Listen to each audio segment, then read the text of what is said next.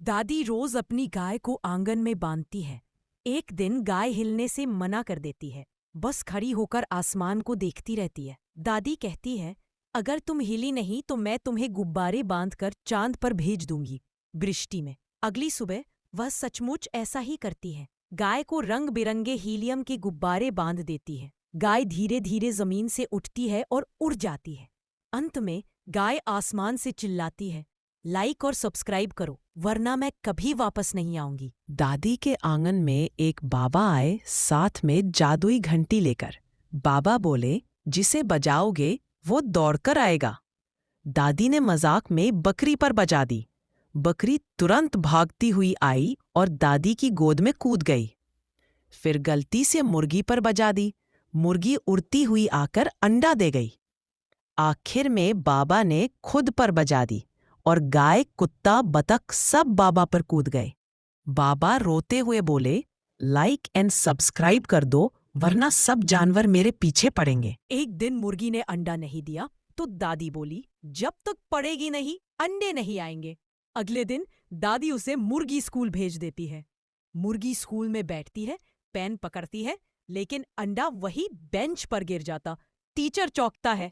मुर्गी बोलती है, लाइक एंड सब्सक्राइब करो वरना मैं पेपर में भी अंडा दे दूंगी। बकरी पूरा दिन सिर्फ रील्स देखती थी, ना घास खाती ना दूध देती। दादी बोली, अब तेरे फोन से ही दूध निकालूंगी।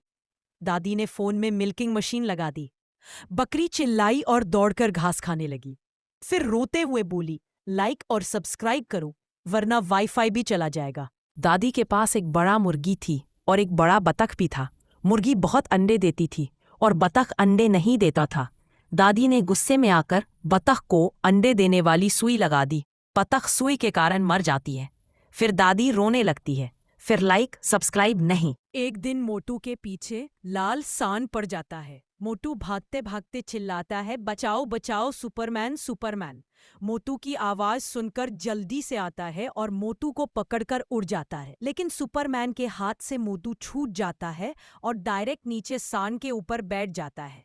फिर मोटू रोने लगता है, फिर लाइक सब्सक्राइब नहीं किया। मोटू एक दिन बाजार में इडली डोसा खाने जाता है। वेंडर ने गलती से बहुत तीखी लाल चटनी दे दी। मोटू ने एक ही घूंट में पूरी चटनी पी ली और फिर हुआ आग आग आग। मोटू के कानों से धुआं निकलने लगा, आंखें जलने लगी और वह इधर उधर भागता रहा जैसे कोई चटनी बम फट गया हो। पानी ढूंढते ढूंढते वो सीधा कूदा कुएं में, लेकिन कुएं में था नींबू पानी। आखिर में गीला होकर बाहर निकला और बोला, लाइक एंड सब्सक्राइब करो वरना अगली बार सांभर में गिरूंगा। ये स्टोरी है।